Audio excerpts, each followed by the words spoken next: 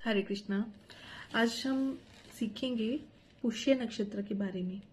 पुष्य नक्षत्र जो है वो 3.20 डिग्री से 16.40 डिग्री तक कैंसर में होता है, यानी कि कर्क राशि में होता है। यानी कि जब भी कोई प्लैनेट जो है वो 3 डिग्री 20 मिनट से लेकर 16 यानी 16.40 डिग्री के बीच में कर्क राशि में स्थित होगा तो उसे हम पुष्य नक्षत्र में स्थित माने जाएंगे। इसके 4 पदार्थ होते हैं, हर एक नक्षत्र के 4 पदार्थ होते हैं और उनके स्वामी अलग अलग होते हैं। वो फिर कभी डिटेल वीडियो में मैं बताऊंगी आपको। तो पुष्य नक्षत्र जो है इसका मतलब होता है नरिश करना, टू नरिश, पालन पोषण करना। जो इसका सिंबल है ना वो होता है गाय के थन। इसकी जो स्टोरी है वो जुपिटर जी से जुड़ी हुई है, क्योंकि इसके अधिपति जो है डेटी वो जुपिटर जी भी हैं। सैटर्न का भी इम्पैक्ट है इन पर। जो प्लैनेट है जुड़े हुए वो सैटर्न है और मून पुष्य नक्षत्र में होता है, तो फिर मून का इफेक्ट भी इस पे पाया जाता है। जिनका मून होगा, बाकी जिनके अलग अलग जो प्लैनेट होंगे उनका इम्पैक्ट उस नक्षत्र में पाया जाएगा। तो जुपिटर जी जो है वो श्री अंगिरस जी, ऋषि जो अंगिरस जी हैं, और श्रद्धा जी उनकी माता जी का नाम है। उन्होंने अग्नि जी की तपस्या की थी, अग्निदेव ने उनको आशीर्वाद दिया था। उस आशीर्वाद के फलस्वरूप जो है वो जुपिटर जी का जन्म हुआ और नारद जी ने उनको ब्लेसिंग दी थी कि आप पर ब्रह्मा विष्णु महेश सबकी कृपा हमेशा बनी रहेगी, सबकी ब्लेसिंग्स आपको मिलेंगी। और जो लेजिस्लेशन देवताओं का बनाया हुआ है, देवताओं के लिए जो रूल्स और रेगुलेशंस बनाए हुए हैं वो सब जो है वो जुपिटर जी ने लिखे हैं। और जिस वेद में लिखे हैं उसका नाम है अथर्ववेद। तो जुपिटर जी जो है वो हर समय देवताओं के लिए जो रिचुअल्स है वो सब, उनके लिए पूजा पाठ करना, ये सब करते रहते हैं। तो उसको करते करते जो है वो इतने बिजी हो गए कि तारा जी की केयर नहीं कर पाए। तो मून और तारा का आपस में संबंध बना, उसके बाद मरकरी का जन्म हुआ।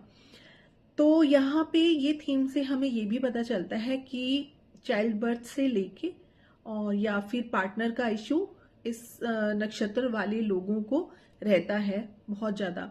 और मून की इन्वॉल्वमेंट है ना यहाँ पे जुपिटर जी के साथ में, तो थोड़ा चीटिंग का इशू भी यहाँ पे आ जाता है। मतलब इसमें ना या तो ये लोग मैनिपुलेटर हो सकते हैं या फिर ये मैनिपुलेशन कर सकते हैं। पॉलिटिक्स में बहुत अच्छा परफॉर्म करते हैं, इनको इंट्यूशन बहुत अच्छी होती है।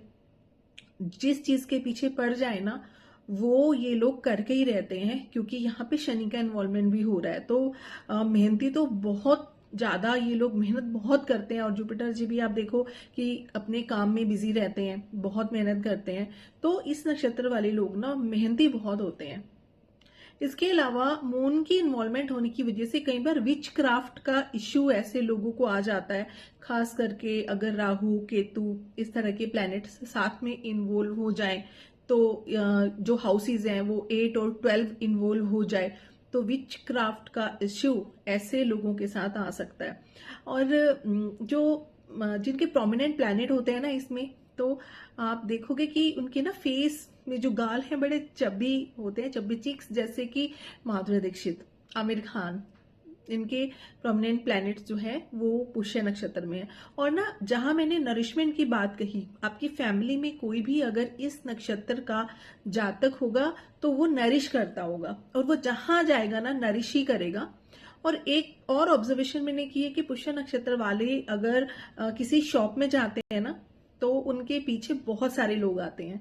तो ये एक बहुत अच्छी ऑब्जर्वेशन है, आप लोग भी इसे ऑब्जर्व करना। फिर हम बात करते हैं रवि पुष्य और गुरु पुष्य, जो कि बहुत ही ज्यादा ऑस्पिशियस डेज माने जाते हैं अच्छे काम करने के लिए। जैसे कि कोई मेडिसिन आपको इफेक्ट ना कर रही हो और कोई नई मेडिसिन आपको शुरू करनी है, कोई ट्रीटमेंट शुरू करना है, आप रवि पुष्य वाले दिन कीजिए। और आपको कोई स्पिरिचुअल काम शुरू करना है, मेडिटेशन शुरू करनी है, कोई टीचिंग क्लासेस शुरू करनी है, विद्या से जुड़ा हुआ जो काम होता है वो करना है, वो आप इस नक्षत्र में कर सकते हो। अगर हम देखें कि क्या काम इस नक्षत्र वालों को करना चाहिए, तो इस नक्षत्र में जो लोग पैदा होते हैं जिनके प्रोमिनेंट प्लैनेट्स इस नक्षत्र में होते हैं, उन लोगों को नरिशिंग वाला काम करते हैं, दूध से जुड़ा हुआ काम, क्योंकि गाय के थन इसका एक सिंबल है। तो दूध से जुड़े हुए काम, लेजिस्लेटिव काम, जुडिशरी, मेडिसिन से रिलेटेड काम, चाइल्ड बर्थ से रिलेटेड काम, टीचर्स, एडवाइजर्स, काउंसलर्स, कोई मतलब इस तरह के जहां पे एडवाइस देनी होती है। ये लोग ना फिजिकल वर्क में इतने अच्छे नहीं होते हैं जितने प्लानिंग में होते हैं। किसी चीज को प्लान करना, कोई बिजनेस रन करना है तो कैसे करना है। तो मैंने कई बिजनेसमैन ऐसे देखे हैं जो इस नक्षत्र के हैं, और वो लोग जो है वो फिजिकल वर्क नहीं कर पाते, बट हाँ वो चीजों को प्लान करना और बहुत अच्छे से प्लान करते हैं, ये कर सकते हैं। इसके अलावा हम देखते हैं कि नरिशमेंट अगर इसका सिंबल है तो नरिश अपनी एक्टिंग से भी किया जाता है, अपने सिंगिंग से भी किया जाता है। ठीक है, जैसे कि किशोर कुमार जी, स्वर्गीय श्री किशोर कुमार जी, स्वर्गीय लता मंगेशकर जी, इनके भी प्लैनेट्स पुष्य नक्षत्र में थे, और देखो इन्होंने अपनी वॉइस से कितना नरेश किया। और लता जी की तो शादी नहीं हुई और किशोर जी की मैरिड लाइफ बहुत अच्छी नहीं गई। तो यहां से भी आप देख सकते हो कि मैरिज से रिलेटेड प्रॉब्लम्स इस नक्षत्र वालों को आती हैं। तो ऑस्पिशियस एक्टिविटीज तो मैंने बता दी, और ऐसी एक्टिविटीज जो नहीं करनी चाहिए, तो शादी इस नक्षत्र में नहीं करनी चाहिए, क्योंकि मैंने मैरिज से रिलेटेड स्टोरी आपको बताई है। हमारे गुरुजी ने हमें ये बताया था कि उनके पास एक क्लाइंट आए थे, तो उनकी पार्टनर के उनके ना एक्स्ट्रा मैरिटल अफेयर्स बहुत ज्यादा मतलब चल रहे थे उस टाइम पे।